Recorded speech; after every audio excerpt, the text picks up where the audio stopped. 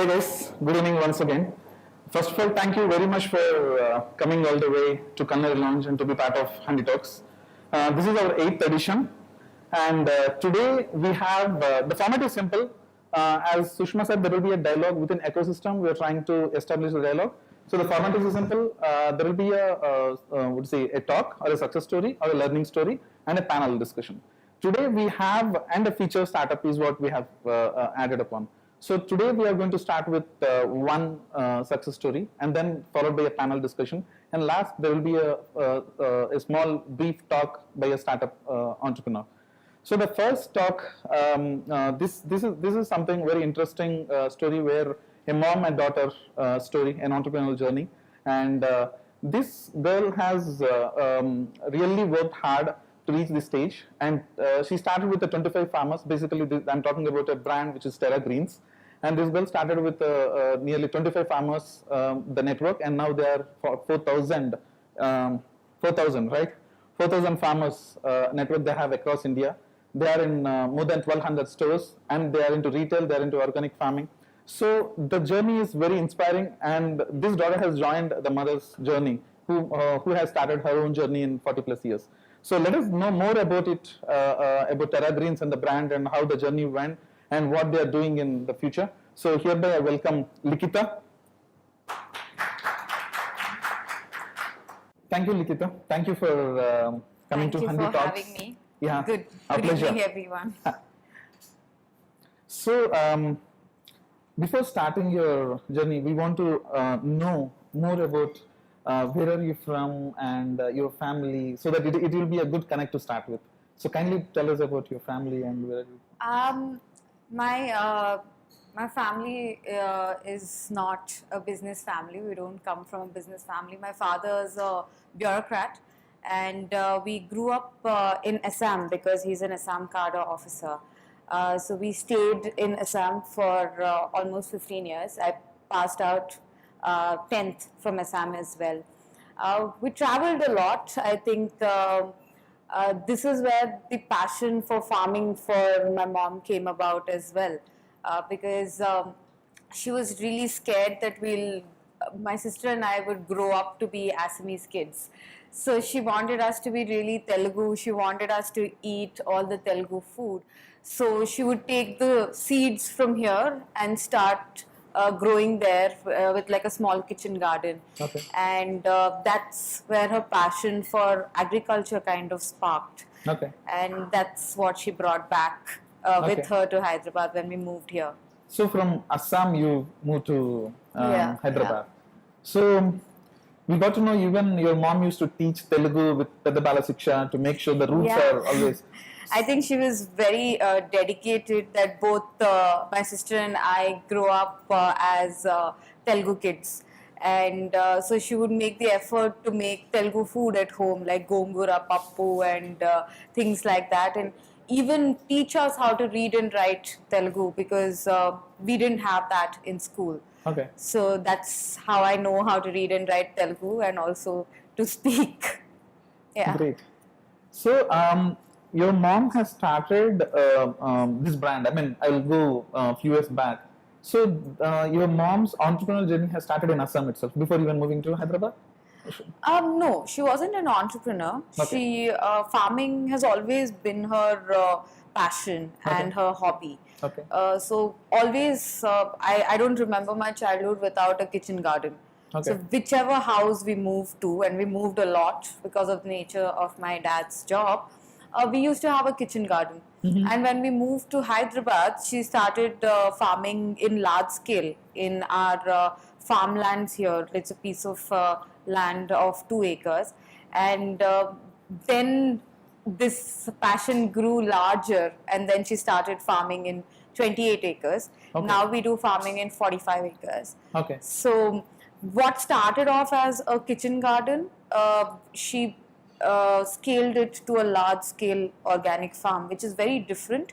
And she was one of the first to actually use technology like drip irrigation or use other inputs such as Bijamrutam or Jivamrutam and make these concoctions, use them in large scale. So yeah, I think she took her passion to the next level at every Okay. step. So in 2001, you moved to Hyderabad. When did this moment happen to Hyderabad? So we moved briefly in for 3 years Okay. in from 99 to 2001. Okay. And finally like we moved to Hyderabad in 2006. Okay. And that's when I went to college, and I Okay. came back from college in 2011. Okay. And 2012 is when I joined my mom in the farm. And Okay. 2013 is when Terra Greens came about. Okay. Yeah. Nice. So what was the brand? I mean, after even moving to Hyderabad, I believe there was a brand established by your mom itself before Terra Greens. What was the brand? So basically, she was, like I said, doing farming, and we used to get a lot of produce at Okay. home.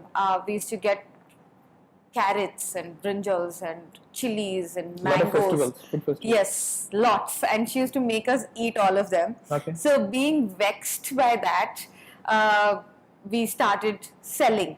Okay. And we were never, like my mom was never, it was never a business really. Okay. It was more like she didn't want to waste all the vegetables. So that year in 2012, we got a bounty crop of mangoes. Okay. And they were everywhere. So that's when like one day we were shopping at Nature's Basket on road number 10 in Banjara Hills, and I just went up to the store manager and said, do you want organic mangoes? Okay. There we have tons at home. Then he was very excited because back then there was no one really saying organic, or there weren't many people growing or practicing organic farming. So he was very excited and he said, okay, like bring them in. So we went back home, we bought like packaging material, and we got our stickers printed, and we stuck them, like my maid, my watchman, me and my mum together, and then we drove down and we were supplying, and that actually gave us a lot of good name, where people started asking for Terra Greens mangoes, they started asking for Terra Greens vegetables, and Nature's Basket was the first one to give us a break. And we would deliver every day and take back all the things that weren't sold, because back then we didn't know how to negotiate. But yeah, and that kind of put the platform for us to think that we need to do this on a larger scale, and we need to put in the right systems and work with the right people to get it together so that we can launch a brand. Good. Before moving further, we would like to know about why Terra Greens. What is that name? Terra means soil Okay. in French, and greens is obviously greens. So it's basically greens that come from the soil. Okay. So since we've always stuck to the motto of sustainability and being true to our roots, that's where the name comes about. Okay. Yeah. So you and your mom, maybe know your mom's name, Padmaja. Padmaja. Yeah. So you and Miss Padmaja Padmaja Garu has started this journey, right? I mean, at the time still you were not full time onto this, I believe. Still, No. when was the year you came? 2013. 13? End of 2012 and 13 Okay. is when I joined Terra Greens Okay. full time. Okay. Yeah, and that's when the catapult from the vegetable stage to the brand stage happened. Okay. Yeah. Okay.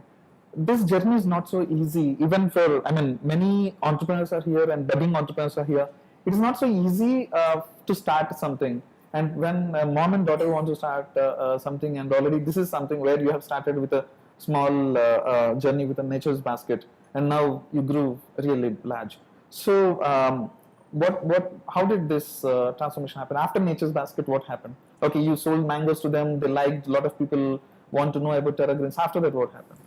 I think we came about. We were always doing it. Mom was always doing it. It was only for friends and family. We never Okay. thought of sharing what we are doing with Okay. more people.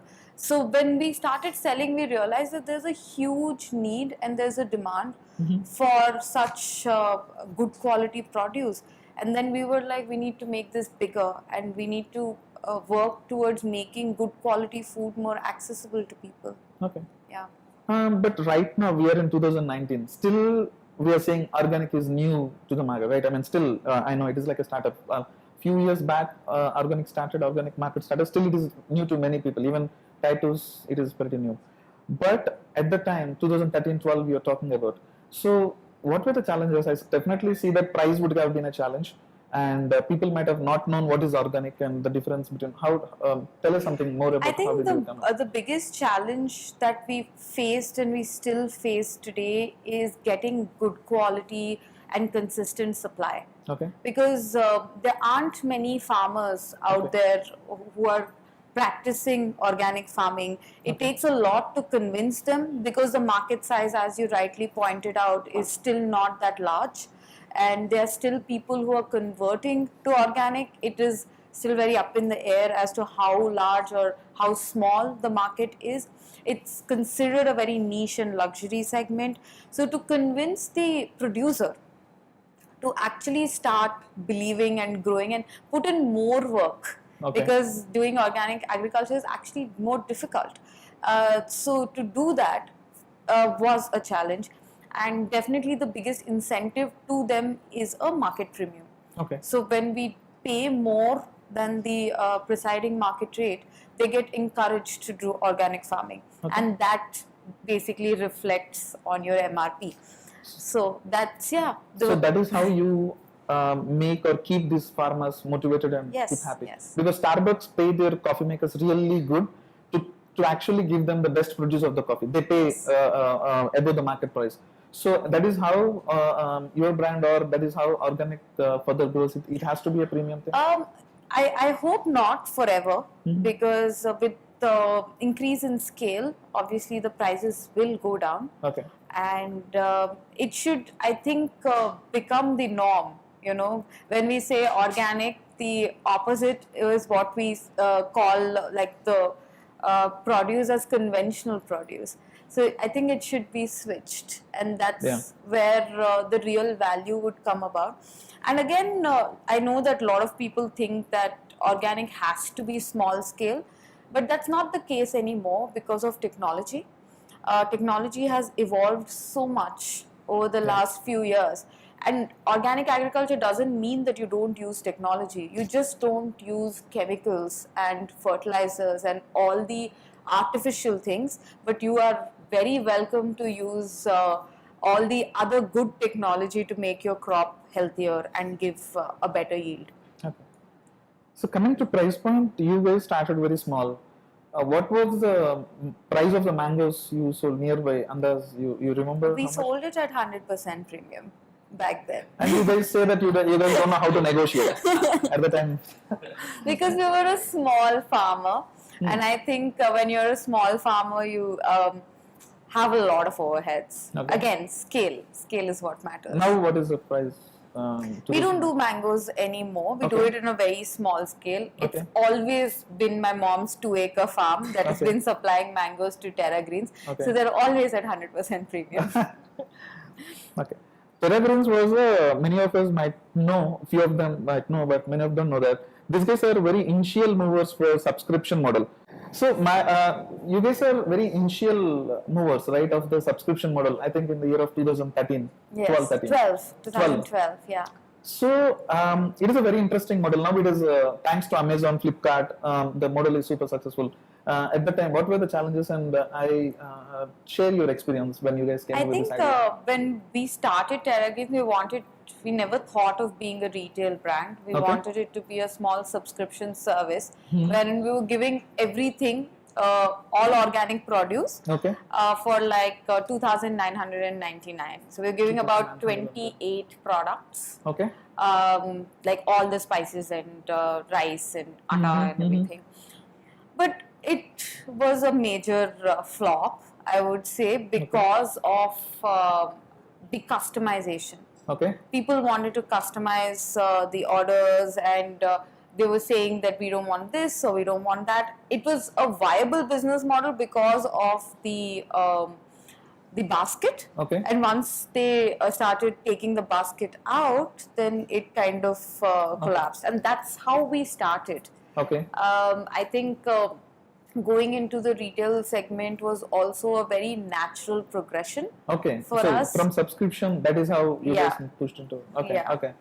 Okay. So we started really small. We're like a Hyderabad startup in Okay. 2012 when nobody knew that word. Okay. But yeah, Okay. Okay. yeah.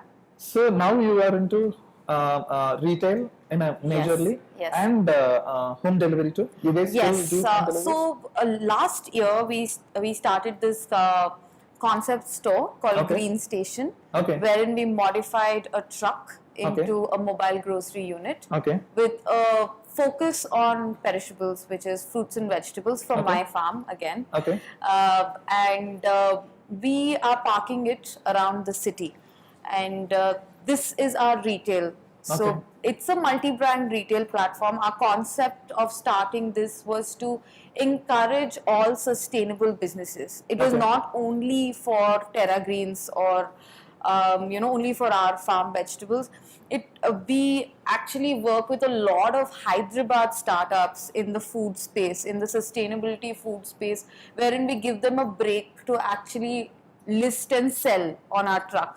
I think we have close to 6 to 7 companies whose first retail experience was with us. with the Green Station. Yeah. Oh, okay. Because I actually do go to like flea markets and take their business cards and push them to Okay. sell on the platform. So we're powered by an e-commerce website as Okay. well on the Okay. back end. Okay. So What both is that? sides we get. Greenstation.com? Yeah, greenstation.co. .co. Yes. Okay. Okay. Yeah. The entire model is, of course, convenience, because we are a truck model. We actually go to people. And second is sustainability. Everything that you get on Green Station is a sustainable product, Okay. whether it's food or non-food. Okay. We have really interesting stuff as well, like dish washing liquid by Soap Nut and Okay. things like Oh, that, okay. like really innovative stuff, Okay. which need platforms to sell from.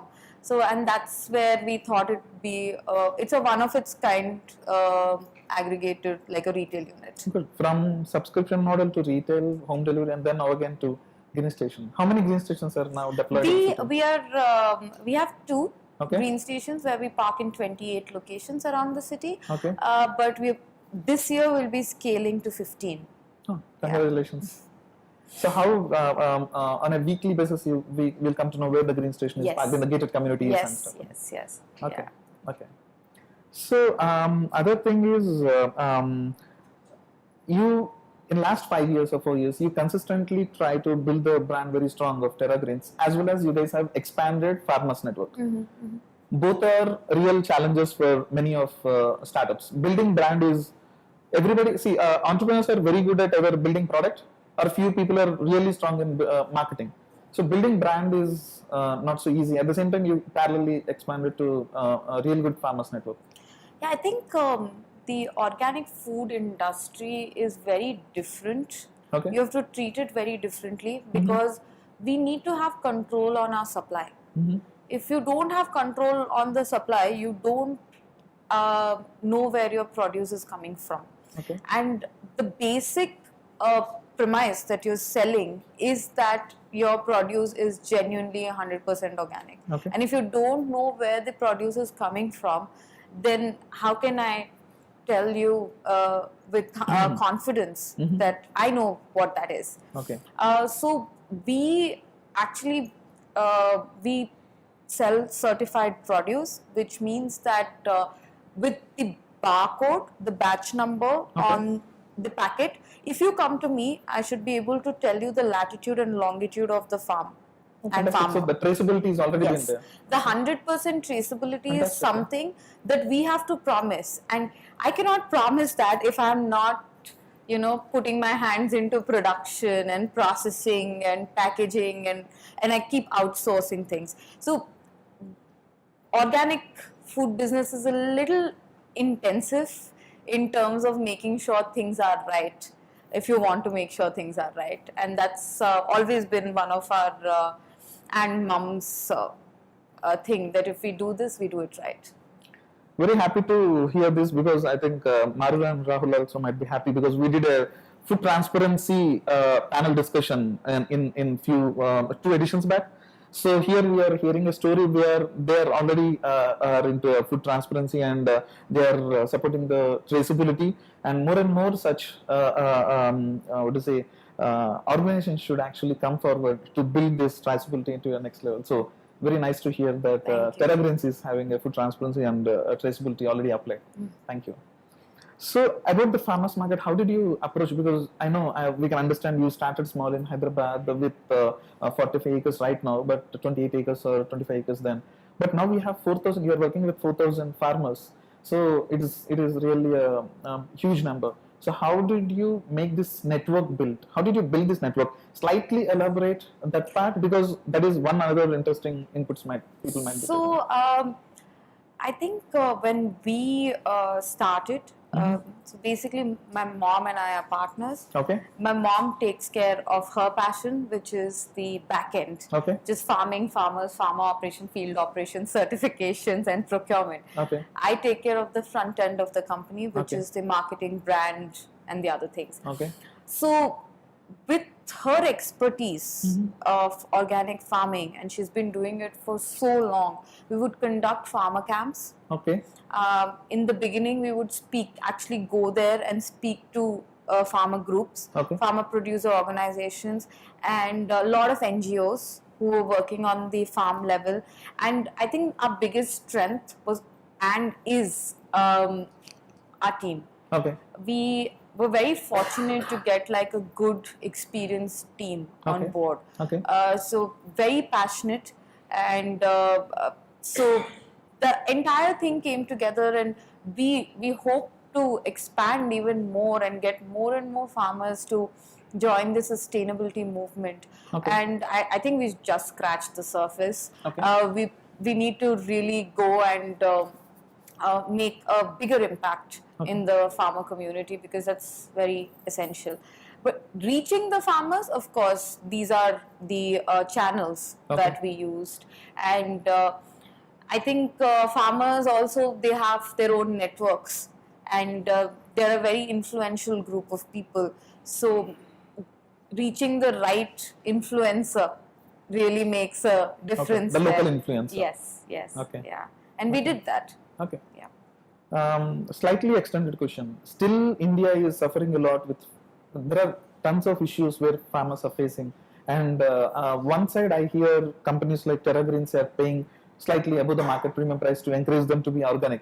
But regular farming itself is a challenge for many of the farmers. One quick insight, because you worked with multiple farmers, so I'm really curious. I think the challenges are definitely there, whether it is conventional farming or organic farming. But again, I go back to the concept of sustainability. There are studies that show that when you compare two pieces of land and you use pesticide on one and one you do organic farming. So maybe the first year you'll get like, let's say 100 kgs from the one that you are fertilizing and 70 from the organic cultivation. And over the years, it's shown that the land wherein you're constantly using chemicals and fertilizers and pesticide slowly loses its own ability to rejuvenate. And it becomes barren. So the yield will go up and then slowly go down. Whereas an organically cultivated piece of land might give you maybe 20% less in the first go, but it's a more sustainable form of farming. And this is what we tell our farmers. In a conventional piece of land, you're required to buy fertilizers, buy pesticides, buy weedicides. But in organic cultivation or organic agriculture, you don't need to put inputs which are expensive. What we use is neem cake, neem oil. We use cow products. We use concoctions of leaves. We use fermented milk. These are the things that are available. So over a period of time, probably organic agriculture is more sustainable and also more cost effective. And you get a better price for it in the market. So Well, it's a win-win. But yeah, challenges are there because again, agriculture is it's dependent on the weather and the climate. There are changes. Then you have pest attacks. Then you have the problem of small farm, small land holdings. All these are there, but I think using technology has really helped. There's so many new technologies that have come in the agri-tech space, which are very, very helpful in ensuring that these problems are met with good solutions. So, Terra Greens invests into our into means. I mean, my question is. We use them. Okay. Yeah. So you guys are good consumers of agri-tech. Yes, I think it's very important in this day and age. You cannot live under a rock. Okay. You need to employ technology to be more efficient. Okay. Yeah. Okay. My next question is about you guys have these kits coming, avocado kit, Ugadi kit, all these things. Tell us something about your avocado kit and Ugadi kit.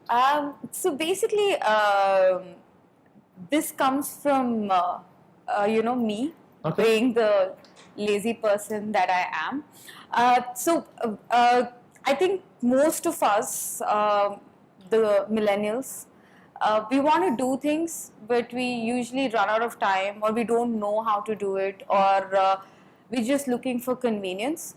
And that's basically the concept of the do-it-yourself kits that we come up with.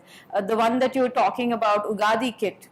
So I realized when I was making Ugadi Pachadi that I would buy half kg of everything, and everything would go waste because we're supposed to use new things. Okay. And so we came up with this concept wherein we packed everything in 100-gram pouches and like one mango and one coconut, and then we could like make it, and that was just enough. So then we said, okay, this seems like a good concept, and we started the Ugadi kit. And we realized like a lot of people don't know where to get the neem flour. So we do the whole neem flour and like pack it nicely in like a small packet so that you can just use a little bit and it's done. Okay. Yeah, and avocado kit, it's interesting how avocado kit came about because when we were growing up, like I said, we were in Assam, and every summer we would come to Hyderabad, and we'd have like 6 to 7 avocados on the table from each household, because making avocado is such a tradition for us as Telugu people, and we have to, it's something our grandmothers did, it's something our great grandmothers did, but it's something we don't do. So we buy bottles if we want to eat, or we just go to like a swagruha or something and pick it up. So what we thought was to actually bring back tradition. Avocado is just not the pickle. Mm-hmm. It's very deeply rooted in gift giving. Emotion. It's like my avocado or your avocado, right? Like my avocado has this extra zing and yours has this and this extra ingredient, and my amama's avocado and my nanama's avocado, and that kind of emotion is what we wanted to bring about. So we made this kit where we did like an organic spice mix and the sesame oil and the mangoes, and we weighed it out correctly so that again millennials don't get confused. And then we give you like a ceramic jari, and then you can put everything, and we give you instructions on how. And we also give you like small tips, like you can put garlic, or you can put this extra or that extra for your own little spin on your avocado. And it was such a hit for us. Even in my house, for the last 3 years, I make avocado. Okay. So, and I force people to eat my avocado all the time. So, and I think it's a very nice thing to do with your family, your children, and that's where all these like small things do come about. This is a beauty. I mean, food is an emotion, and when you do it with your family or friends, those memories are always really long lasting. So yes, we also have, I think every one of us, many of us will have a lot of stories around avocados. Around avocado. Yeah, our grandmothers, nanamas, amamas, this is all our memories are with them. Yeah. So while talking about food, one quick question: what is food for you? What is food for Likitha? I think that's a very deep question. But food for me is something that brings back things, right? If like all the things that we do, when you look back at a memory, you always think of the food that goes with it. Like if you think of a festival, there's food with it. So I think food for me is very personal, but at the same time, it's very emotional. In terms of bringing back things, bringing back memories of people, of moments, and also of experiences.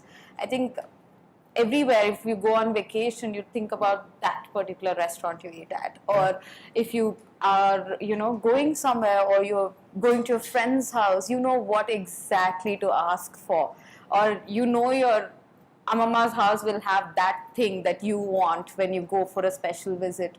So I think food is all about that, and it's just not like filling your tummy and eat that. So yeah. Yeah, very true. We also believe that food is a universal social lubricant, is what we always call it. It bonds people. It actually holds a lot of emotions to it, and it is beautiful to get bonded over. That is what even a small attempt by Culinary Lounge to bring people over cooking or bring people over dinners. So it is beautiful. Yeah. So again, coming back to a business thing, after subscription, you guys were again the very initial movers for ready to eat foods. Yes. Yeah. So tell us about how did it start and how it's going now. Again, it comes from changing the needs of people. Mm-hmm. Like now, when you look at the kind of food that people eat, is very different from the kind of food I grew up on, right? And it's always going to be the case where people are going to be looking at new food, better food, more convenient food to eat. So this is our little attempt to bring good food into a more convenient lifestyle. So it's a lifestyle change, and I truly believe that you can push anything, but if it is not going to be tasty, or if it's not going to bring comfort to you, then it's not going to catch on. So that's where we came up with our upma mixes and khichdi mixes back in 2014. I know now it's quite common, but back then we used millets to make upmas and khichdis and other mixes, so that we don't take away the comfort food aspect. If I want to eat upma, I want to eat upma. If I want to eat peruganam, I want to eat peruganam. But I'd also need to eat other good things with it. So that's where the concept came about. Okay. Yeah. So how it's doing now? What is we have a range of products that we do. We also work with other alternative grains, like we've come up with jowar noodles and soya noodles, and we use a lot of alternative grains to come up with new product lines. Okay. So I think there's a lot of potential. We'll keep a lookout, because we probably are going to be doing some really crazy innovative stuff in the coming future. Tell us more about the values and principles and the work culture at Terra Greens. Now, by the way, I mean, you should also let us know how big your team is. We are right now at 75 on payroll, and we employ close to 60 to 70 daily wage workers. Okay. So, and our daily wage workers are predominantly women. Okay. And since we are situated in an organic farm, we're not in an industrial area, so we provide employment to all the small villages around our farm. Okay. Yeah. So it is 75 people. 75, on roll, and then the daily workers. Yeah. So in this business, because you are talking about organic, and you also talking about it is not a market where things are easy, like everyone can say we are organic. So I think first value which comes to you is honesty, right? So what are the values you believe before your building team? What is something which you have to talk to many people, right? Farmers or your employees or your aggregators, or you work with many even. So what are the values you inculcate into them to make sure that they're all on the same lines? I think the value that we treasure the most, of course, is honesty in everything that we do, and it's very important for us in our organization to have a good intention. Okay.